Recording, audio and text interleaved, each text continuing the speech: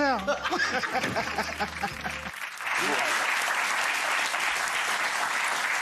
Ça me rappelle un peu ce qu'on avait fait sur Marilyn Monroe il y a très longtemps. On l'avait cousu sur elle, mais là, c'est incroyable, ça. Et c'est une entreprise qui a le brevet pour cette fibre liquide qui vient dans des canettes. Et c'est assez bon pour l'environnement en plus, parce qu'il n'y a pas d'ozone qui en ressort.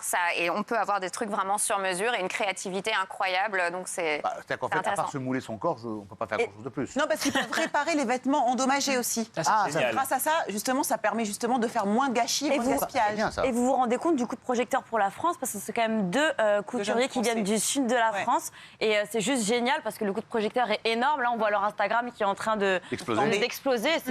Franchement, c'était Mais ça peut se reporter après?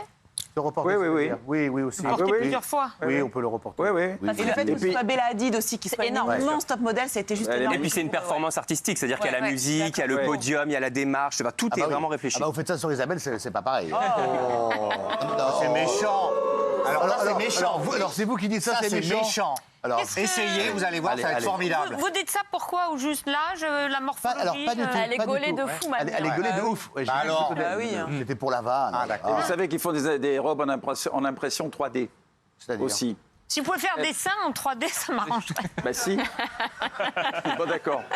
Les machines en 3D, tu sais, qui font des trucs. Vous avez vu Kanye West aussi, il est venu? Oui. Il a été invité par Balenciaga. Balenciaga. Alors, il est venu avec un G60, c'est un avion privé, vous en parlez tout à l'heure. 450 000 $ aller-retour, quand même. Oh là. Alors là, l'empreinte carbone, je vous dis pas.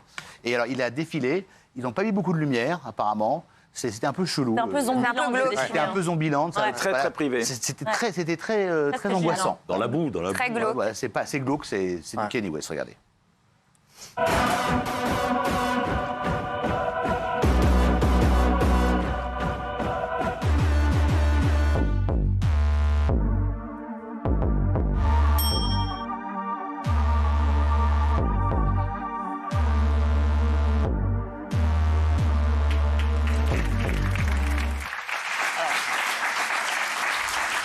Je sais pas combien ils ont payé Kanye West. Mais en fait, il y a tout un concept là-dessus, parce qu'il voulait représenter le bombardement qu'il y a pu y avoir en Ukraine. Et donc, c'était un clin d'œil un peu immatériel par rapport à ça. Moi, j'adore pas, mais le styliste était de Géorgie. Il a quitté en exil la Géorgie pour l'Ukraine. Donc c'est une manière de lui rendre hommage. Ça fait pas de lui un bon styliste. Franchement, c'était pas mal, ça.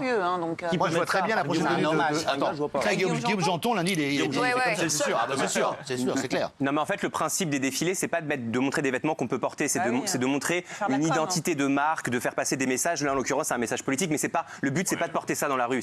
C'est pas ça la fashion. Mais tu penses pas à la politique tout de suite en regardant, hein? Non, faut lire à travers les lignes.